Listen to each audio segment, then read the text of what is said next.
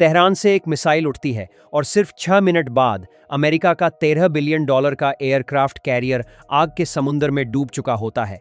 5,000 सैनिक, 90 fighter jet, दुनिया की सबसे ताकतवर नेवी, लेकिन बचने का एक भी मौका नहीं।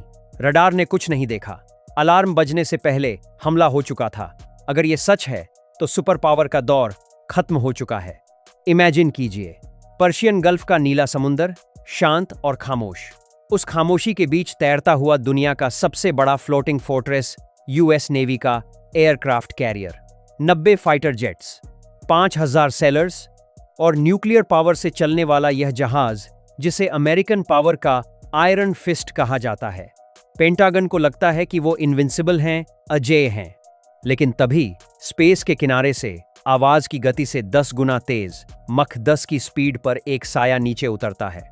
रडार स्क्रीन्स पर कोई वार्निंग नहीं, कोई अलार्म नहीं, और पलक झपकते ही $13 बिलियन का यह सुपर कैरियर समुंदर में आग का गोला बन जाता है।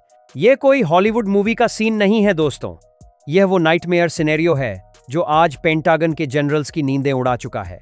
रिपोर्ट्स आ रही हैं कि चीन की सबसे खतरनाक कैरियर किलर मिसाइल टेक्नोलॉजी अब मिडिल ईस्ट के सबसे एग्रेसिव प्लेयर ईरान के हाथ लग चुकी है।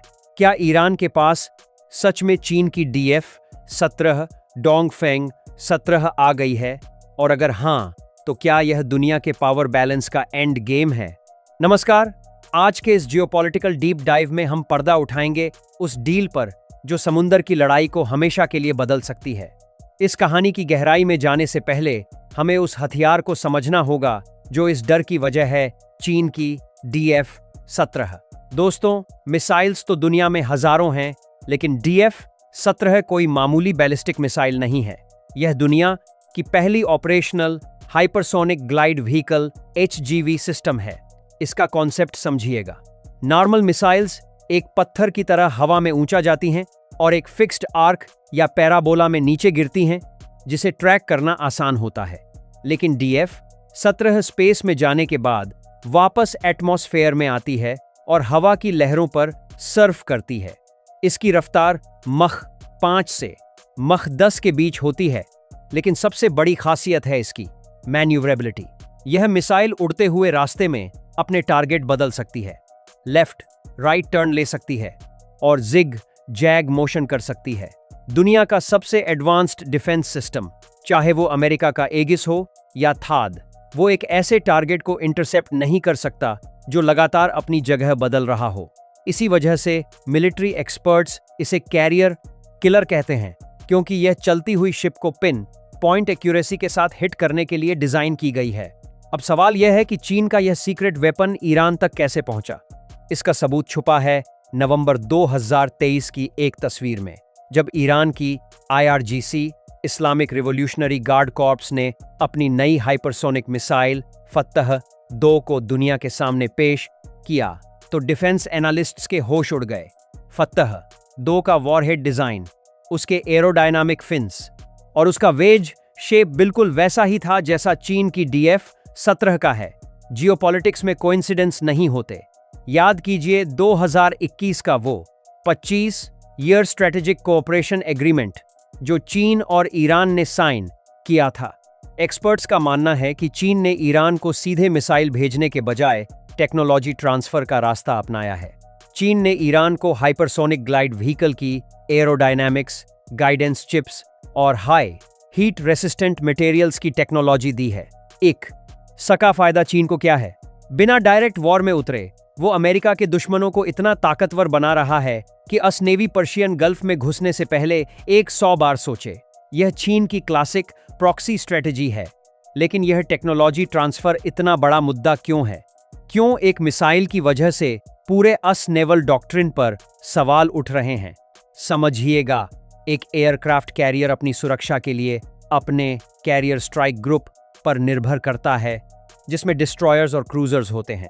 इनका रडार सिस्टम होराइजन को स्कैन करता है, लेकिन hypersonic missiles plasma shield create करती हैं और धरती के कर्वेचर के नीचे उड़ती हैं। जब तक अस नेवी का रडार फतह-2 या DF-17 वेरिएंट को डिटेक्ट करेगा, तब तक मिसाइल इंपैक्ट से सिर्फ 30 से 40 सेकंड दूर होगी। इतने कम वक्त में डिफेंस मिसाइल्स लॉन्च करना और इंटरसेप्ट करना नामुमकिन के बराबर है। इससे एक नया कॉन्सेप्ट पैदा होता है जिसे मिलिट्री भाषा में आदो एंटी एक्सेस एरिया डिनायल कहते हैं। मतलब ईरान अब हॉर्मुज स्ट्रेट और अरेबियन सी में एक ऐसा डेथ जोन बना सकता है जहां अगर यूएस कैरियर आया तो वो वापस नहीं जाएगा। 1-2 मिलियन डॉलर की मिसाइल अगर 13 बिलियन डॉलर के कैरियर को डूबा दे तो यह हिस्ट्री का सबसे बड़ा मिलिट्री लॉस होगा। अब आते हैं सबसे क्रिटिकल पॉइंट पर, करंट मिडिल ईस्ट सिचुएशन। इस वक्त मिडिल ईस्ट बारूद के ढेर पर बैठा है।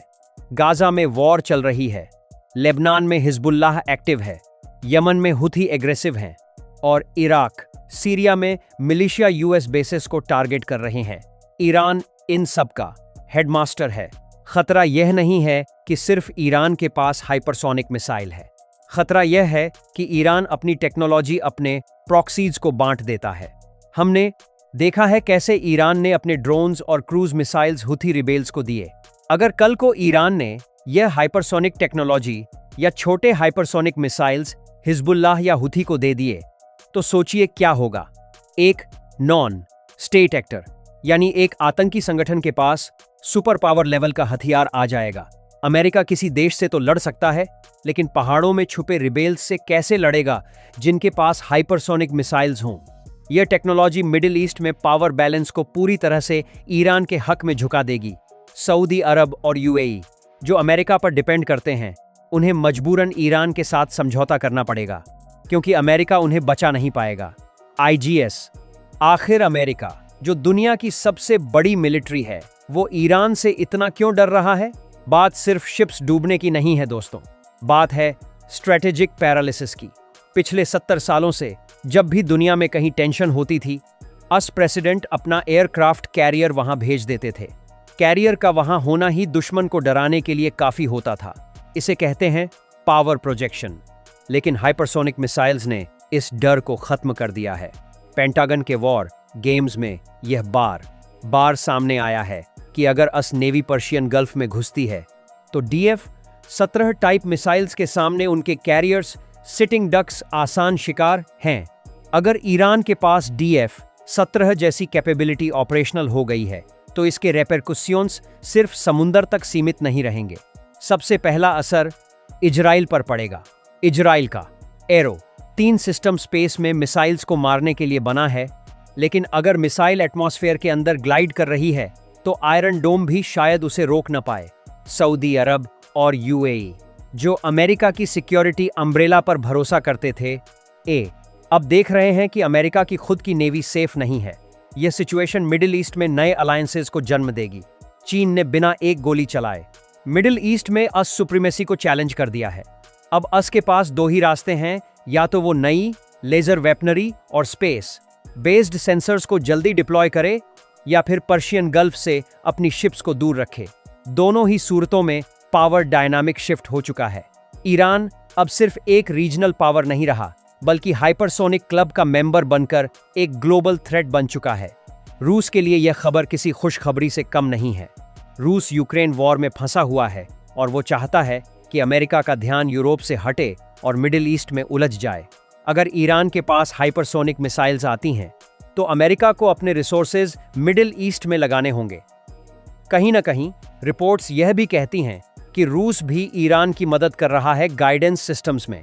बदले में ईरान उन्हें यूक्रेन वॉर के लिए ड्रोन्स दे रहा है। रूस के लिए यह एनिमी इज माय फ्रेंड वाली पॉलिसी है। दूसरी तरफ इजराइल के लिए ये डू और डाई सिचुएशन है। इजराइल का आयरन डोम और एरो डिफेंस सिस्टम रॉकेट्स और बैलिस्टिक मिसाइल्स को रोकने में माहिर है, लेकिन हाइपरसोनिक मिसाइल्स का फ्लाइट टाइम ईरान से इजराइल तक सिर्फ 400 सेकंड, लगभग 6-7 मिनट होगा।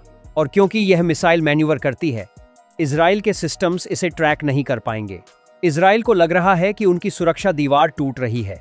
यही वजह है कि इजराइल अब प्री एम्पटिव स्ट्राइक, हमले से पहले हमला की बात कर रहा है। यह टेक्नोलॉजी इजराइल को मजबूर कर सकती है कि वो ईरान की न्यूक्लियर फैसिलिटीज पर जल्द से जल्द हमला करे, इससे पहले कि ईरान इन मिसाइल एस को मास प्रोड्यूस कर ले। तो दोस्तों, कंक्लूजन साफ है, चीन की DF-17 टेक्नोलॉजी का ईरान पहुंचना मॉडर्न वॉरफेयर के इतिहास का एक टर्निंग पॉइंट है। यह सिर्फ एक मिसाइल नहीं, यह अमेरिका के सुपर पावर स्टेटस पर एक डायरेक्ट स्ट्राइक है। क्या आने वाले वक्त में हम किसी एयरक्राफ्ट कैरियर को डूबते हुए देखेंगे, या अमेरिका इसका कोई तोड़ निकाल लेगा? जियोपॉलिटिक्स की यह चेस गेम अब और भी खतरनाक मोड़ ले चुकी है। आपका क्या मानना है? क्या एयरक्राफ्ट कैरियर्स का दौर अब खत्म हो गया है? अपनी राय नीचे कमेंट सेक्शन में जरूर लिखें, मैं हर कमेंट पढ़ता हूं। अगर आपको जियोपॉलिटिक्स का यह सिनेमैटिक और डिटेल्ड एनालिसिस पसंद आया और आप चाहते हैं कि हम ऐसे ही टॉपिक्स पर गहराई से बात करें, तो इस वीडियो को लाइक करके हमारा हौसला बढ़ाएं। और हाँ, अगर अभी तक आपने सब्सक्राइब नहीं किया है तो बेल आइकॉन दबाएं और हमारी कम्युनिटी का हिस्सा बनें।